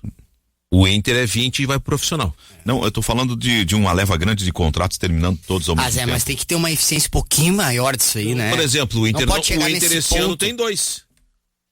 Tem o Moledo e o Mercado. Depena já tem um pré-contrato assinado, fica, porque o contrato dele com a Rússia acaba, ele tá livre. E o Wanderson, sim, esse tu tem que comprar e o Inter vai comprar. 20 milhões de reais. Porque esses jogadores que agora, no final do ano, terminam os contratos, eles já podem estar eventualmente comprometidos com outros clubes. Pode, o Grêmio tá louco que todos eles se comprometam. Tudo bem, só que Kahneman. até agora tava pagando. Né? O Kahneman, até onde a gente sabe, não se comprometeu com ninguém. Por isso Nem que eu te com o disse. Nem com o Grêmio. O Kahneman tu senta e O resolve. Guerra falou dele, Agora, disse que gostaria. se o Kahneman achar por bem que ele quer ganhar 1,5 milhão na Europa, seja feliz, não dá pra pagar, cara. Não dá pra pagar. Não, pra pagar 1,5 milhão não, mas pra negociar com o Kahneman e renovar, o Grêmio não só pode como deve. O cenário que eu tô colocando é, tu senta e negocia, não, eu quero 1,5 milhão. Não, Aí não dá. o cenário Se que o ele quer Grêmio 1 tem que milhão, entender é o seguinte, 900, o cenário que o Grêmio tem que entender é que ele não pode fazer contrato de 800, 900, 700 mil reais pra todo mundo como ele fez nos últimos anos. Isso ele não pode fazer. Agora, manter com um salário alto aqueles que já prestaram serviços e ainda podem prestar pro clube, isso é diferente. É o oposto, por exemplo, de tu pagar, e eu nem sei se era isso que ele ganhava, vou só chutar um valor qualquer.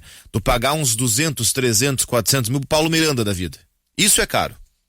Isso é caro. Porque tu começa a somar desses caras aí, tu começa a somar quanto ganha o Rodrigo Ferreira, quanto ganha Janderson, quanto ganha Biel, aí Benítez, o Orejuela, tu começa a somar esses caras e tu vai ver, cá, aqui tem muito dinheiro em cara que não retorna.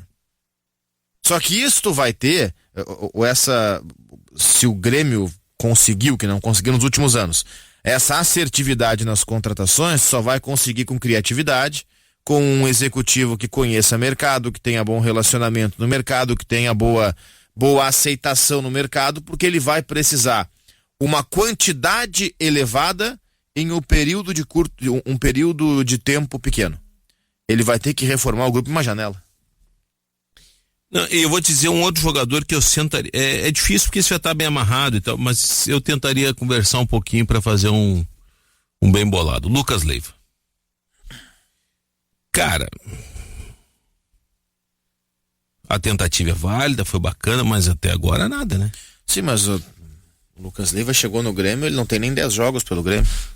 Pois é. Eu acho cedo pra estabelecer. Eu acho cedo. Tem 10 jogos porque ele tá na reserva, né? Eu acho cedo. Não, mas mesmo ele como titular não tem 10 jogos pelo Grêmio. Não, se ele fosse titular, beleza, tá valendo. Não, Vale quanto pesa. Mas essa é a mania que a gente tem, cara. A gente, geral do futebol, de considerar aquilo que o jogador foi e achar que ele sem adaptação vai render igual. A adaptação eu também acho que ele tá jogando pouco. Eu também acho que ele não tá jogando nada perto do que poderia e deveria jogar. Mas eu também acho que um cara que passou 15 anos na Europa, eu não esperava que fosse muito diferente. Esperava que fosse melhor. Mas não esperava que ele estivesse jogando no nível que ele jogava no Liverpool, por exemplo. Eu acho que é natural essa... Eu não sei quantos jogos o Jeromel precisou para se adaptar, mas eu acho que não foram 10. Ah, então vou te dizer o primeiro ele fez um gol contra, o segundo, mas depois eu sei, porque modéstia à parte, eu fui o único da imprensa gaúcha que conhecia o Jeromel a fundo e disse que a aquisição era boa. O Jeromel demorou 1 ano para ser titular do Grêmio. O Jeromel ficou 1 ano inteiro como reserva do Werley no Grêmio. Ele demorou 1 ano. Mas não sei. E pra piorar, a estreia dele fez um gol contra. Ele não Mas se ajudava. aliás, o que eu sofri naquela semana, porque eu defendi o Jeromel, ele estreou fazendo gol contra.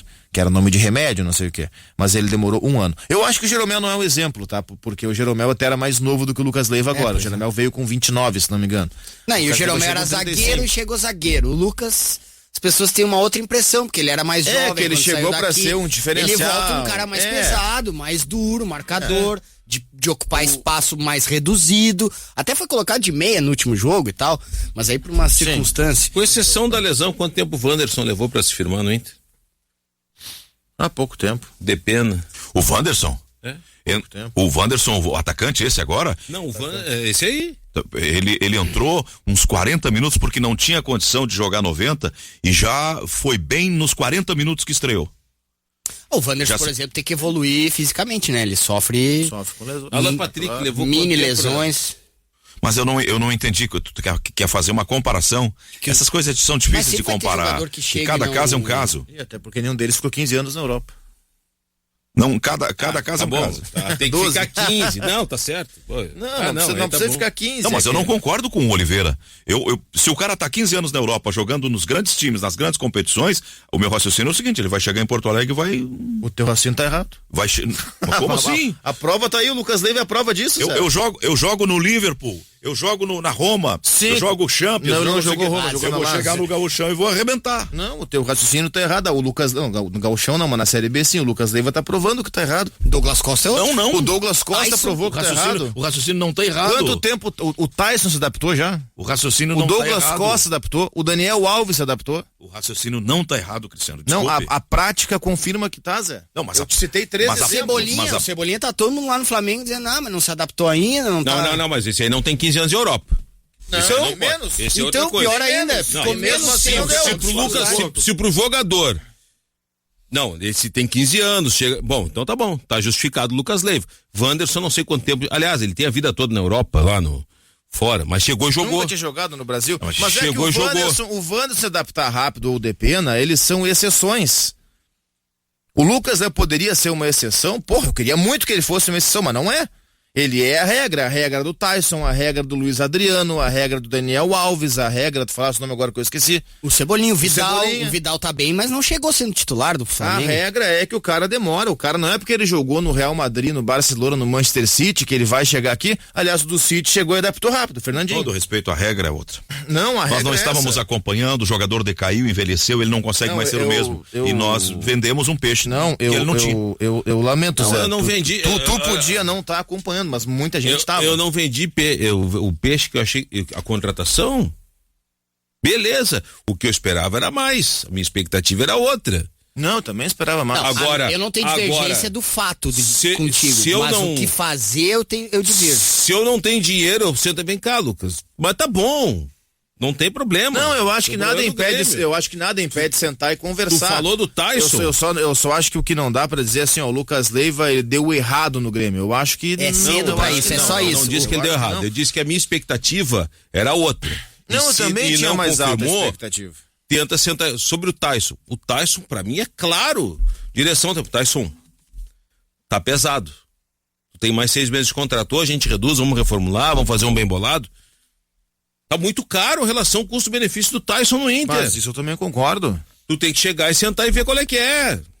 É simples. É caro. Só que que é caro, eu não tenho dúvida. O que eu tô debatendo é outra coisa. É a questão do cara chegar de volta ao futebol brasileiro depois de X tempo, X anos, X meses e passar por um período tranquilo, não é assim. E o contrário também se confirma, gente. O Pedro, que é o jogador de seleção brasileira hoje, não deu certo na Itália. O Gabigol, que foi de seleção brasileira hoje não é mais, não deu certo nem na Itália, nem em Portugal.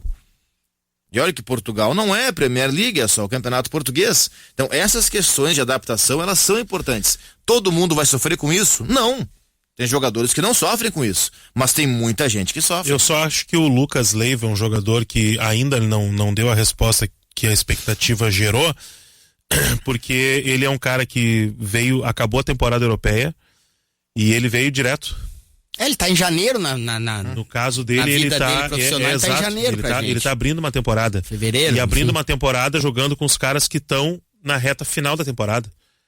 Estão no auge estão no seu auge, e ele não está no auge, ele está iniciando a retomada e aos 35 anos. É só isso. 12:55 da tarde, nós estamos com o debate aqui do Ganhando o Jogo pela Rádio Guaíba, com a nossa audiência nos acompanhando, e já está na linha conosco o vice-prefeito de Porto Alegre, o zagueiro Ricardo Gomes, zagueiro de Copa do Mundo. Querido Ricardo, tudo bem? Da Copa por lesão. É por aí, estou brincando com o Ricardo. Nós queremos trazer um esclarecimento por parte do município, por parte da prefeitura, em relação exatamente o que contém o projeto de lei aquele, porque há uma discussão em torno de desapropria, não desapropria. Quais são as condições que contém lá no projeto, o que pretende a prefeitura em relação ao Estádio Olímpico? Ao Estádio Olímpico. Bom, primeiro, boa tarde a todos, Zé Aldo e demais componentes da mesa aqui, toda a audiência da Guaíba. Primeiro, quero fazer um esclarecimento para todos. O projeto que está na Câmara tramitando não é o projeto de desapropriação do Estádio Olímpico. O projeto, ele visa justamente o que vai, eu acredito, na mesma linha do que o Grêmio quer, é pressionar a OAS, a construtora com a qual o Grêmio trocou o terreno do Olímpico pela arena do Grêmio, pressionar a OAS para que ela venha cumprir a sua parte no contrato. A OAS, no contrato com o Grêmio, que é lá de 2008, imagine, faz 14 anos, em dezembro deste ano, a OAS ia fazer as obras do entorno da arena, ia entregar a arena para o Grêmio, construir a arena, fazer as obras do entorno e entregar a arena para o Grêmio em troca do Olímpico e da exploração da arena.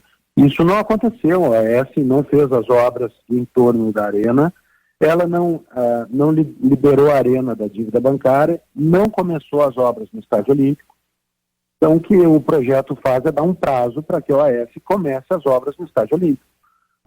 Isso pressupõe a troca de chaves, que o Grêmio tanto quer, que a torcida do Grêmio quer, e que a prefeitura também quer que aconteça, a troca de chaves do Grêmio com a OAS, ou seja, a perfectibilização do contrato que o Grêmio assinou, que este terreno do Olímpico seja entregue para a OAS e que a obra comece lá. Faz 14 anos que a OAS deveria começar, ou pelo menos desde que a arena está pronta, né, a fim de 2012, 10 anos, que a OAS deveria começar a obra em torno do Olímpico, a obra do terreno do Olímpico, e não começou.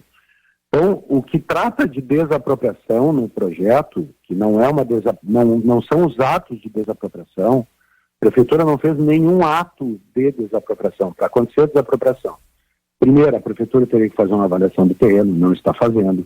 Segundo, ela tinha que dar um prazo de 5 anos de IPTU progressivo do terreno, a prefeitura também não fez isso.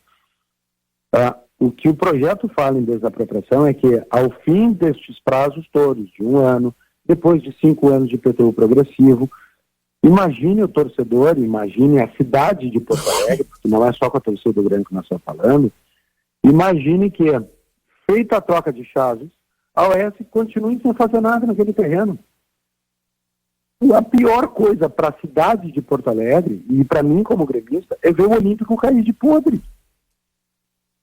A cidade está vivendo ali no entorno, a gente está recebendo aqui comissões de moradores do Menino Deus, comissões de moradores da Azenha, que aquilo virou o velho casarão, o nosso Olímpico virou dormitório de moradores em situação de rua, virou ponto de tráfico de drogas, ele está sendo invadido, o Grêmio registrou dezenas de registros de ocorrência de invasões de pessoas lá para roubar os cabos elétricos, etc, etc, etc.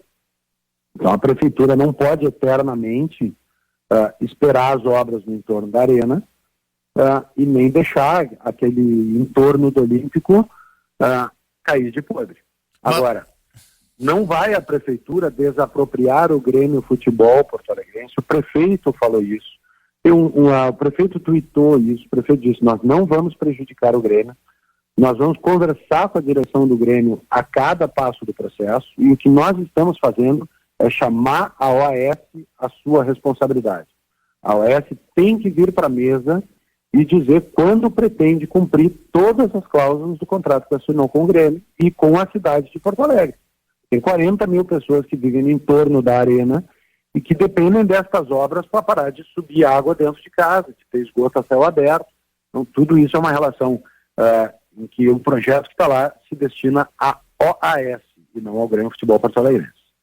Mas nesse momento, o responsável por essas obras seria o Grêmio, porque o Olímpico ainda pertence ao Grêmio.